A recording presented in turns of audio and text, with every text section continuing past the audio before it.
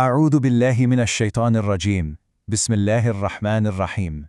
In the name of God, the most gracious, the most merciful.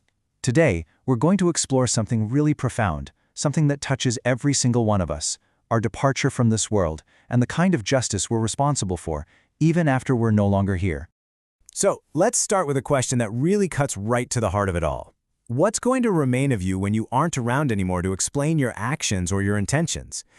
This isn't just a philosophical puzzle. It's a genuine call to think about our legacy, not in big monuments, but in the quiet peace and justice we leave for others. And for this, our guidance comes straight from the divine source itself. We're turning to Sūrah al-Baqarah, verses 180 through 182. It's right here that we find the sacred instruction about making a bequest, or what's known in Arabic as a wasiyah. Let's just take a moment to listen to the first verse in its original Arabic. There's a certain weight, a certain mercy in the sound itself that's really important to feel before we even get into the meaning. And here's what it means in English. The instruction is so direct, so clear. It's prescribed, it's a command. For anyone who leaves behind wealth, to make sure their parents and their closest relatives are taken care of in a way that is truly fair and just.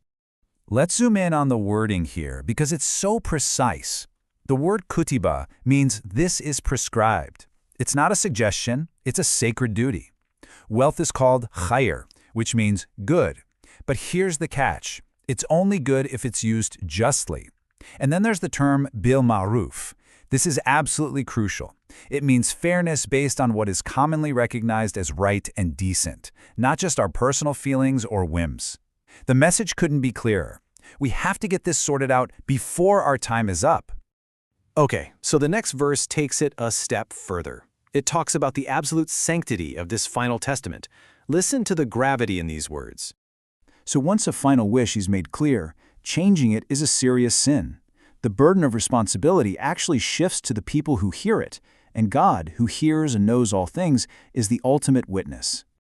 This really shows us something profound. Our accountability doesn't just stop when we die. In a way, it's magnified. A person's final just wishes are a sacred trust. And to mess with that, well, that's a deep betrayal, not just of the person who has passed, but of God's command. But you might be wondering, what if the will itself is unfair? What if there's bias? Well, the Quran, in its infinite wisdom and mercy, gives us a path for that too. And this is just so beautiful, isn't it? If someone genuinely fears that a will is biased or sinful and they step in to help bring about a just reconciliation, there's no blame on them.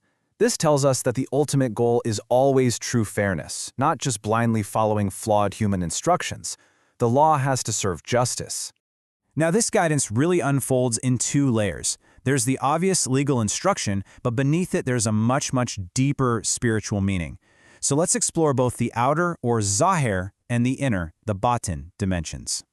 So on the outside, a will is a legal document. It's practical.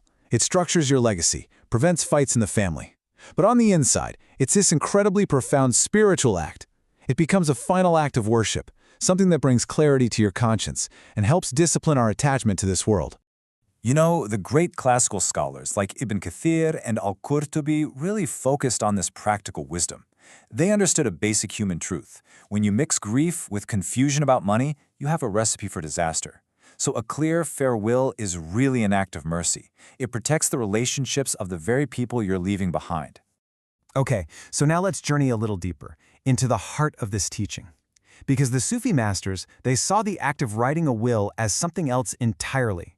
For them, it wasn't just a legal task. It was a final, critical accounting of the soul.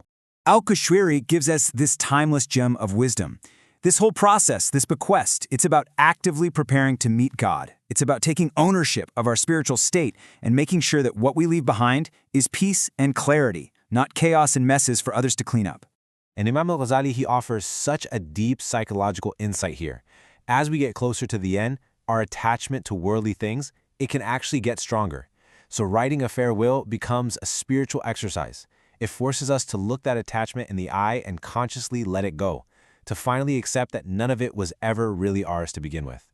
Ibn Arabi reminds us that our actions, they have a life of their own. They create ripples that continue long after our physical bodies are gone. A just bequest sends out ripples of peace and balance. An unjust one sends out ripples of bitterness and conflict. Our responsibility keeps going, even when our breathing stops. And what is just so remarkable is how this ancient spiritual guidance aligns perfectly with what we're only now figuring out through modern psychology. This wisdom is truly, truly timeless. It's really fascinating. Contemporary family systems theory completely validates what the Quran taught over 1,400 years ago. We now have the studies and the data showing that ambiguity in these matters creates conflict and that clear instructions reduce trauma. And maybe most importantly, we know that unresolved injustice, it doesn't just vanish.